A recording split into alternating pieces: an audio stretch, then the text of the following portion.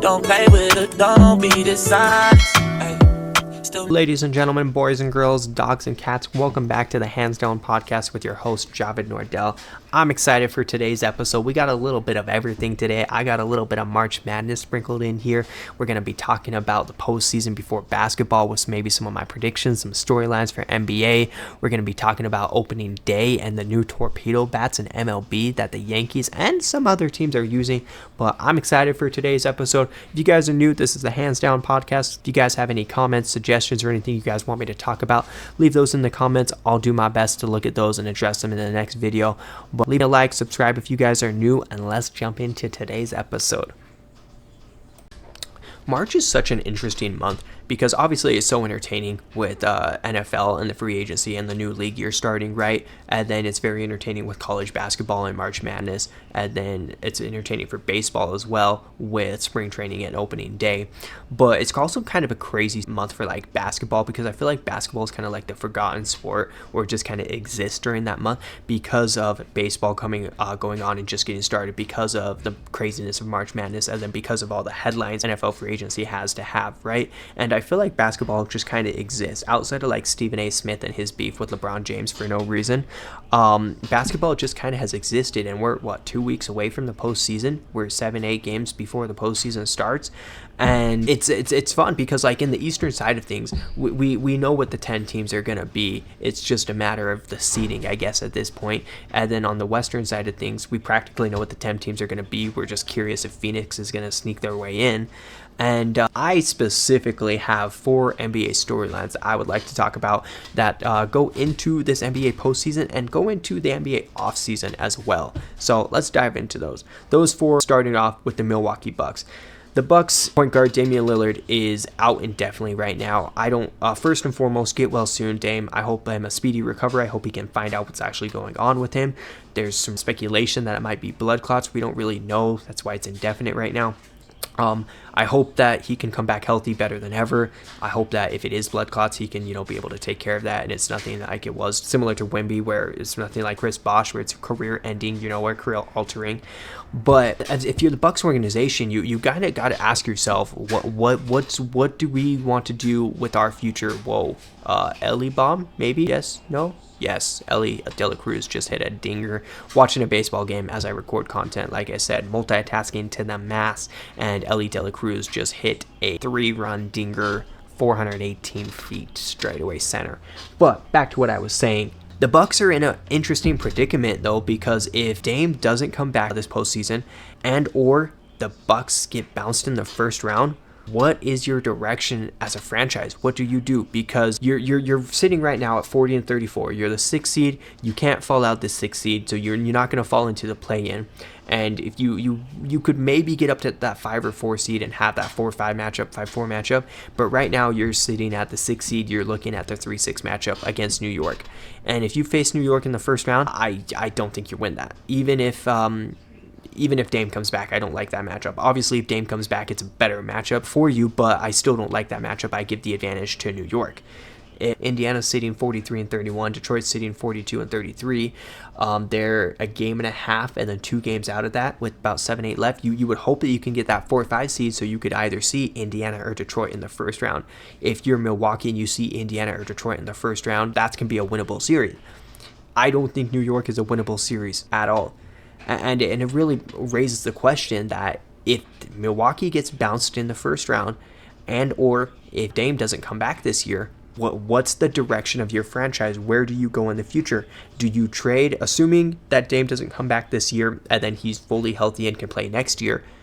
Do you trade a Damian Lillard to be semi-competitive? Do you tell Giannis, hey, I know we didn't win with Dame, but our best chance is to trade Dame, get some role players out of him, maybe some draft capital, and then we go and we be buyers at the deadline, and I just need you to keep us afloat until then? Is that the message that you give Giannis? Or do you hope that, a fully healthy older Dame is going to be what a fully healthy non-older Dame is? I don't know. Or worst comes to worst, Dame doesn't come back and then doesn't come back next year, and then you can't trade him. and then you're relying on Giannis to carry for not just this postseason but for next year. The Bucks are such an interesting team because you have arguably the best creature, and I don't mean to be disrespectful in calling Giannis a creature, but you got the greatest creature of all time on your team in the Greek Freak Giannis, and you're not able to do anything with him. I mean, obviously, I get it. You guys won it, 3-4 years back? But, like, since then, you've not been able to get back there. And at the end of the day, the point of a team is to win a championship. And if you can't get to that point with your player, 1A player, why continue trying? Like, you have to make a business move. You have to make a business decision. And is that business decision trading away Damian Lillard, assuming he's healthy and comes back healthy? Or do you trade away Giannis because you know you're not going to be able to bring him a franchise ring anymore? It's something that's crazy, and like it's something that the Bucks severely have to consider, especially if Dame doesn't come back, and especially if they get bounced in the first round. What is their direction as a franchise? I'm kind of in a loss for it because I say you trade Dame, assuming he comes back healthy next year. I think you trade Dame. He's only getting older. I don't think the dynamic duo of him and Giannis worked out. But you're not going to get any better if you trade Dame. You're going to maybe get a role player, maybe 2 role players and some draft capital out of that, but then you're asking Giannis to carry. So it's really interesting on what you expect out of your team. And then I don't even know who's available to buy come next year's trade deadline. It's just so interesting. So the Bucks are in a very interesting predicament. And I think they're going to have a very lingering question to answer coming this offseason, because unless they get that 4-5 seed, I don't see them getting past the first round. And if you have Giannis on your team and you get bounced in the first round, Doc Rivers deserves to be fired, questions need to be answered, and decisions need to be made. On the other side, in the Western Conference side of things, the Memphis Grizzlies, and at the time were the 4 seed, they've now dropped to the 5 seed, fired head coach Taylor Jenkins as they are sitting 44-30 in the 5th place in the wild stacked West. And this one caught me off guard. I'm shocked. After I've done doing more research of it, it makes sense and I understand why they did it, but I'm still shocked by this. I'm pretty sure Taylor Jenkins just became the most winningest head coach in Grizzlies history, and he's staying afloat in a pretty competitive, very intense Western Conference battle. And you can him because you're 44-30 and you're not as competitive as you want to be. Now, I guess the counting stat that goes against him and goes for you as the Grizzlies, I guess you can argue, is they sucked against winning teams. Like they hadn't won against a winning team since like January, February maybe, and that was against the Dallas Mavericks when half their roster was only available. Like no Kyrie, no AD, like they literally only had 8 players play.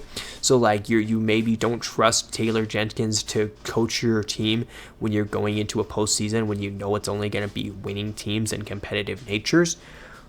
But I also feel like Taylor Jenkins was kind of used as a scapegoat for the Grizzlies' performance this year, because you got to keep in mind Ja Morant's not played this entire year. Triple J, Jaren Jackson Jr. has not played this entire year. Desmond Bane's been back and forth battling some injuries too, where he's not played the entire year. It's just something that's so interesting that you do so late in the season. Like I get it. Like I thought it was shocking that the Kings fired Mike Brown. Right?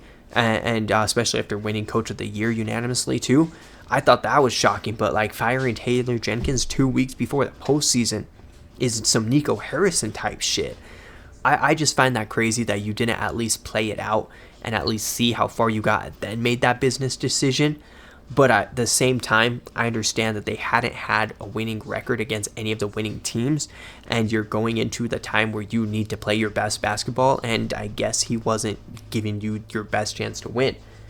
It just goes to say that the NBA, the NFL, the MLB, it's all a business at the end of the day. They want to do what's best for the franchise and to bring the franchise that championship. Wait, I'm bamboozled by this.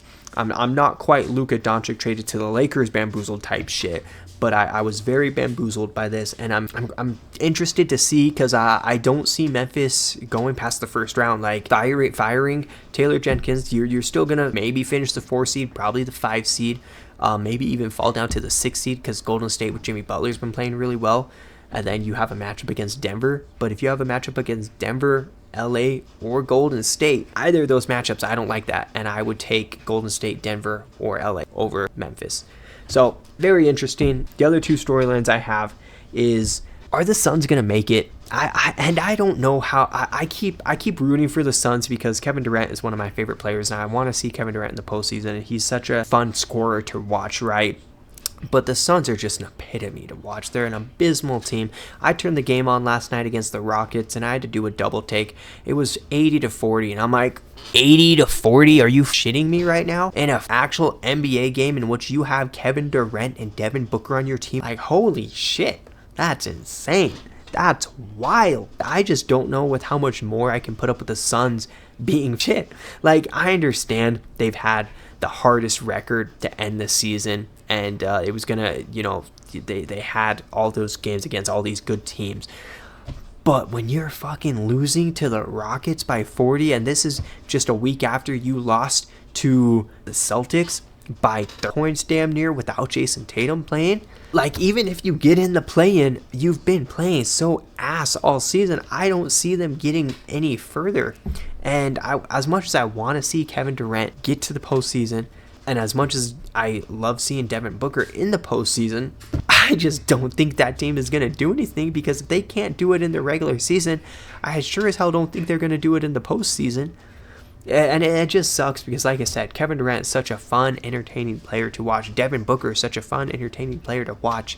And we're probably not going to see neither of them in the postseason. I just find it wild. And if we do, how much do we trust the Suns? Because they've been so bad during this stretch of games, during the stretch of the entire season, outside of the way they started the season. And to cap off that, Kevin Durant's going to be out with a sprained ankle now because he rolled his ankle against the Rockets as well. So he's going to be out for a week too. So Devin Booker's going to have to hardcore carry.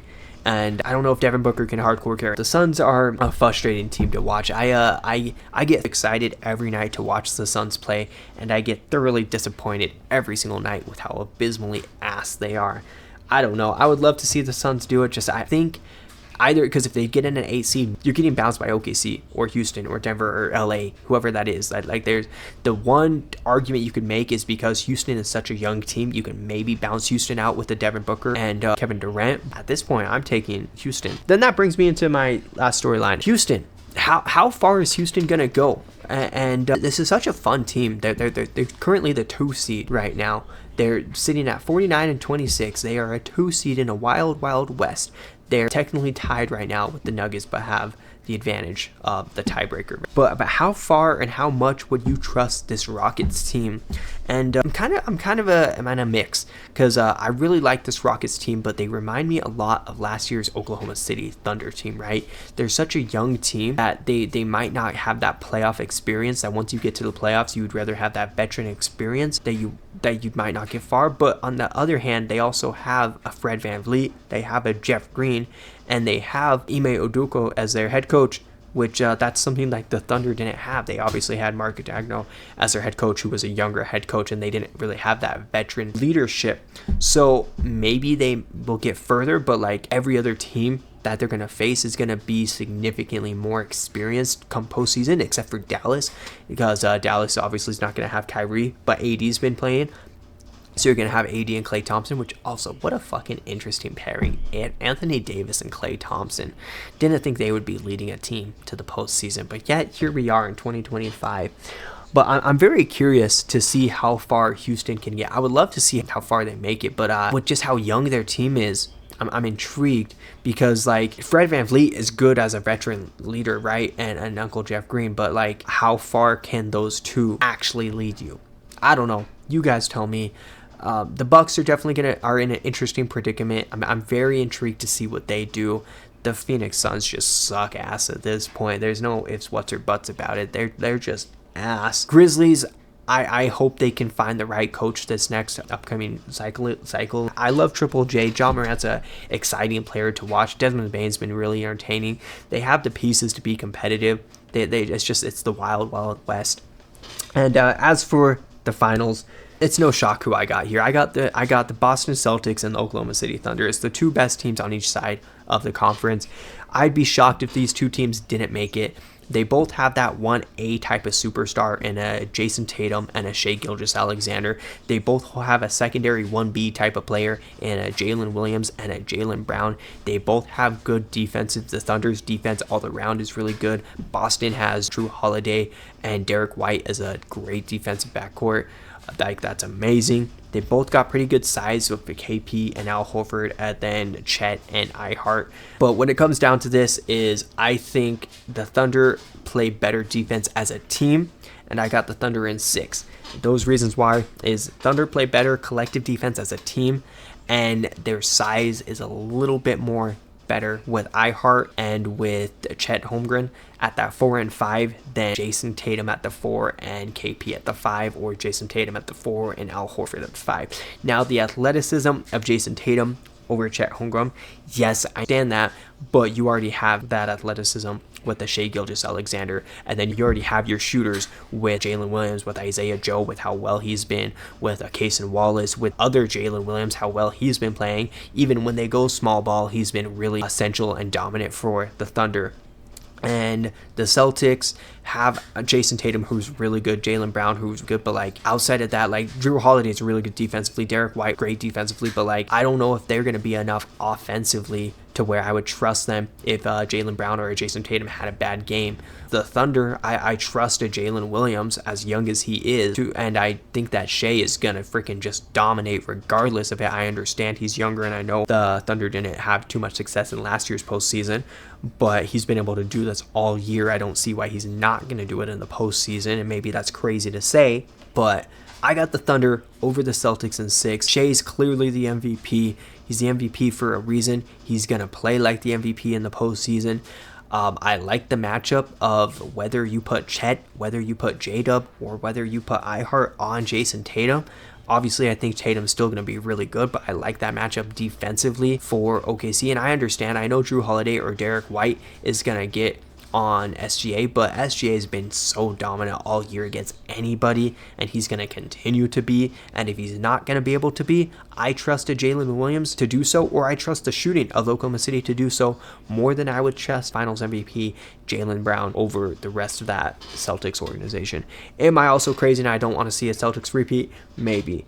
That's my crazy takes. Those are my 4 storylines to end the NBA season and go into the offseason. And hey, I got to talk about March Madness really quickly for a second. Obviously, we're down to the Final 4, and it's crazy. The Final 4, we have all 1 seeds. This is the first time that we have seen the 1 seeds advance to the Final 4 since 8. It's like 16, 17, 8 years. It's absolutely insane. It's Duke, it's Auburn, it's Houston, and it's Florida. And I gotta say, first and foremost, I was wrong. Houston has proved me wrong.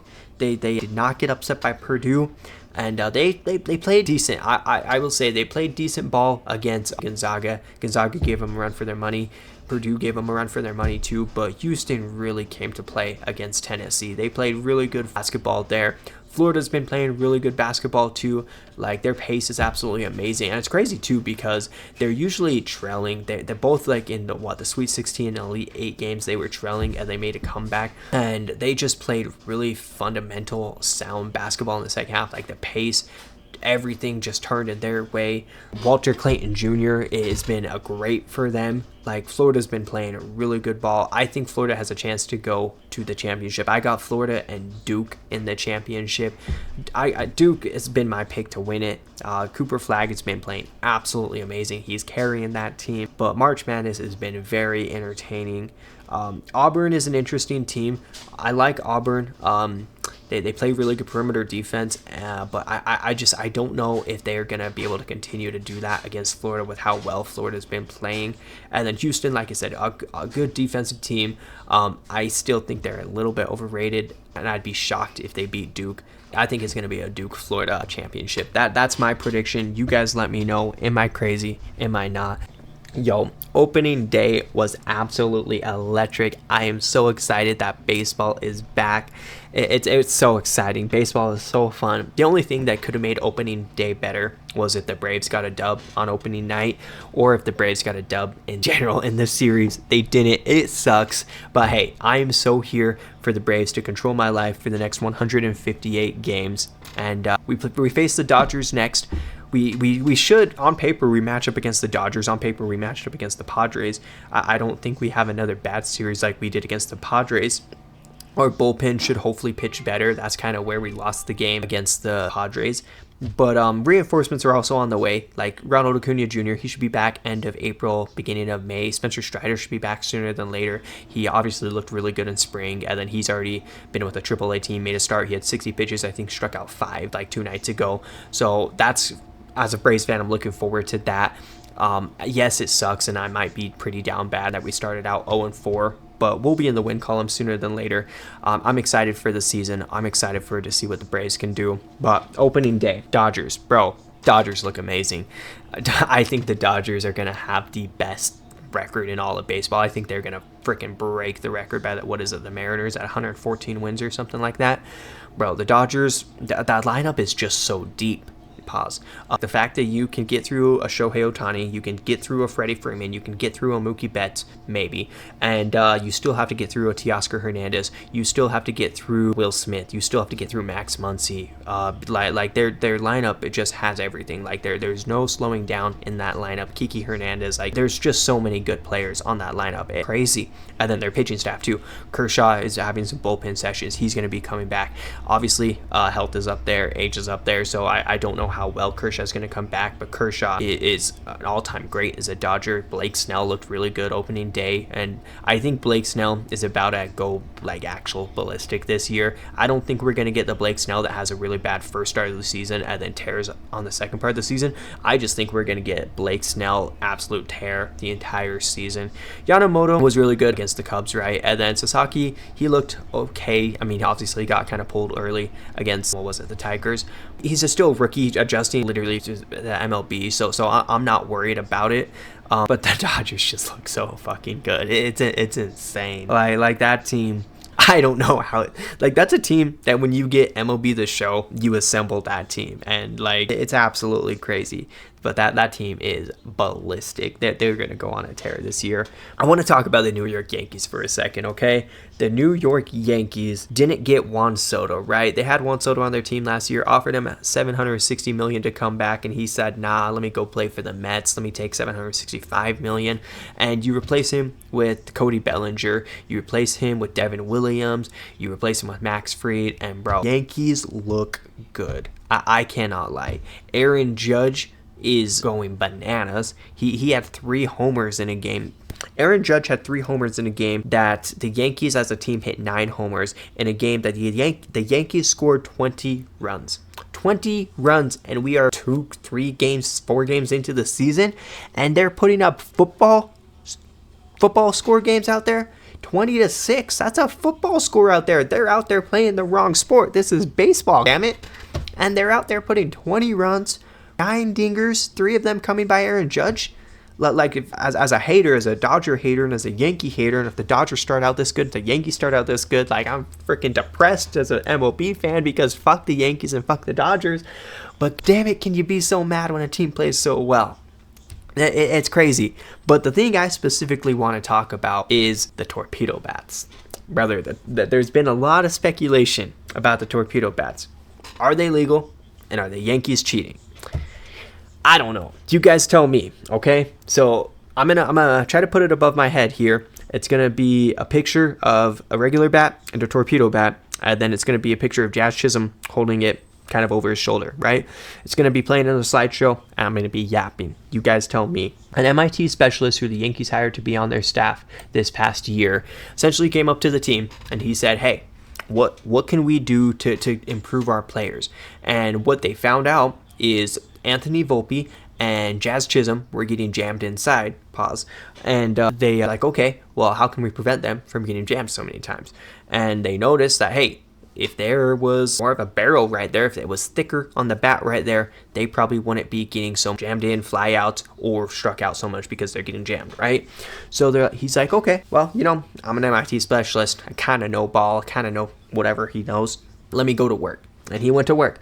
And what he did is he took some wood off the end of the bat and moved that to like the label of the bat.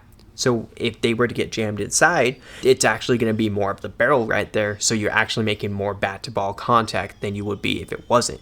And it's something that's completely legal because he's replacing the wood. He's not adding the wood. It's not like he's still leaving the wood on the end of the bat and then adding more of it because, okay, yeah, you're adding too much wood to the bat, right? No, he's just moving, which, how the fuck do you move wood in a bat? Like, I get you can do it, but like, moving wood in a bat's crazy in 2025. But so what he did is he moved it from the end of the bat. And if you look at the picture of comparing the bats, you can tell the bat on the top, which is the torpedo bat, compared to the bat on the bottom, which is the regular bat.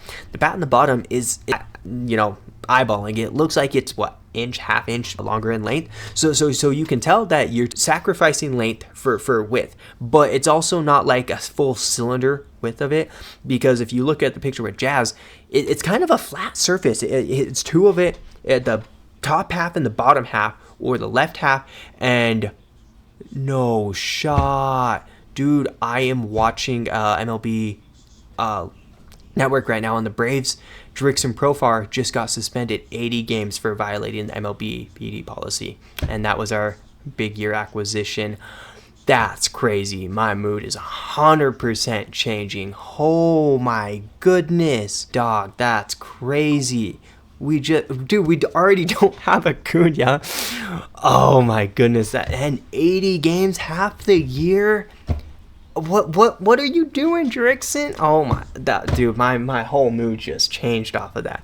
In case you guys don't know, I always like to throw something up. I usually am watching a sport channel or something on as I'm recording, so I'm always multitasking. Anyhow, back to baseball. So as you can see on the Jazz one, though, it's kind of at the top and the bottom of it is a flat surface, right? So it's not like it's the flat four ways around. It's just like the top and bottom, and that's where he's essentially taking that wood that was at the end of the bat. And according to MLB guidelines, it's still within the MLB guideline restrictions of a bat, because you have 2.61 diameters in inches that the barrel of the bat can be. And the barrel, you're not expanding the actual barrel of the bat. You're just putting it in the label, which is more down, like I said, by the hands of the bat. So you're not expanding that too much further. You're still getting that, so it still stays within regulation there. And I don't know, it's interesting because obviously it's legal if it's within MLB regulation, and it's not like it's just the Yankees that are using this. There's the Orioles that are using this, the Reds that are using this, the Cubs, the Mets, the Twins, and the Rays and the Blue Jays. Now, obviously, not these entire teams are using it. Like, for instance, the Yankees, there's only like 4 or 5 players that are using it. Austin Wells, Anthony Volpe, Paul Goldschmidt, Jazz Chisholm, Cody Bellinger. Those are the only Yankees that are using a torpedo bat. The Blue Jays guy was Davis Schneider. The Rays is Junior Caminero. Francisco Lindor of the Mets is using it this year. Ryan Jeffers of the Twins is using it. The Cubs have 2 people using it, Dansby Swanson and Nico Horner. And then Adley Rutschman of the Baltimore Orioles is using it. And Jose Trevino of the Reds is using it. But it's not like the entire team are using it. Is because these are bats that you have to custom make before the season starts and get stockpile on them for the rest of the year, right? But it's interesting because it's so weird to see that the barrel of the bat so weird, especially when the Yankees come up, because there's so many players of the Yankees that use it. But through my research, it's completely legal. Like, when I first saw this as a Yankee hater, I'm like, oh, 1,000% the Yankees are cheating. There's no shot this can be real. Like, these are going to get banned. But then after doing some research, and Jeff Passan came out with an article and a video on ESPN, they're completely legal. There's nothing wrong about these bats. Like I said, it falls within the regulations of the 2.61 diameters of the barrel of a bat. And it's not like you're adding, like I said at the beginning, it's not like you're adding more wood to it. You're just replacing it. And the question I kind of came up with is, if pitchers can evolve their game, like Paul Skeens, take for instance. Paul Skeens throws 99 miles per hour. And Paul Skeens has a splinker, a nasty splinker. And just this year added 2 pitches. If a pitcher can evolve his game and evolve as a pitcher and get more pitches like that, what is a batter supposed to do? How are batters supposed to get better? Yes, they can change their stance. Yes, they can try to get quicker with their hands. Yes, they can try to. But we also got to keep in mind that like baseball is not as easy as everybody thinks. Like Dave Portnoy, for instance. Let me rant really quick for a second. Dave Portnoy, love Dave Portnoy, by the way. Great. I've never met the dude, but I'm assuming he's a great dude. Anyhow, Dave Portnoy. And he's a big Boston guy, so obviously he's going to be a little biased here, right? But he came on and he said the Yankees are cheating, right? Like, not really, but like said the Yankees are cheating. And it's like, bro, if you can't hit a pitch inside, like, you're just ass, essentially, is kind of what he was saying. Like, he's like, you should be able to get your hands that quick to where you can be able to hit that. And if you that, like, it's a skill issue, essentially, right?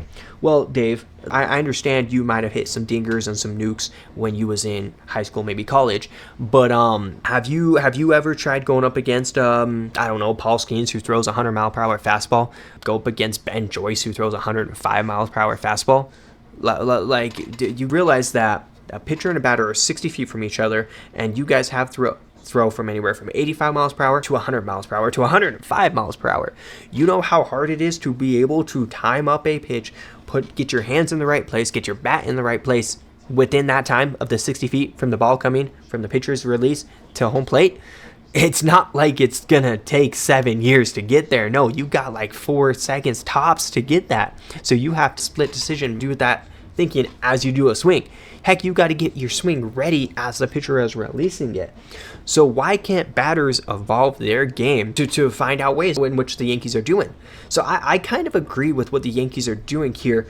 And as much as I hate to say it, kudos to the Yankees for realizing that and realizing, hey, you know, Volpe isn't getting pitches when he's jammed inside. And Chisholm is also struggling on pitches when he's jammed inside. So let's try to evolve as a batter. And it's obviously nothing to do with their stance. Their swing timing is great. It's just specifically pitches inside. So I don't know. I don't think it should be banned. I don't think the Yankees are cheating. Does it suck that the Yankees of all teams are the team that's using it? Yes, it does. But like, it's not crazy, and I don't think it should be banned because the Yankees are being good with it. Like I said, there's other teams, the Blue Jays, the Rays, the Twins, the Cubs, the Orioles, the Reds, they're all using it. They just haven't, at that point, that's when it becomes a skill issue because those players haven't been able to make that bat to ball contact that the Yankees have been able to make. And I mean, maybe it's because they don't have an MIT specialist on their roster helping with staff modification. So I don't know. You guys let me know though. Should this be something that should be illegal? Should the MLB ban it? And like I said, bro, seeing that news, got to go back to the Braves for a second, of Profar getting suspended. Dog, that's insane. I cannot believe that. Like, dude, what the fuck? Bro, I'm emotionally gonna go cry myself to sleep. But you guys let me know. Are the bats legal? Are the Yankees cheating? I'm gonna go cry now.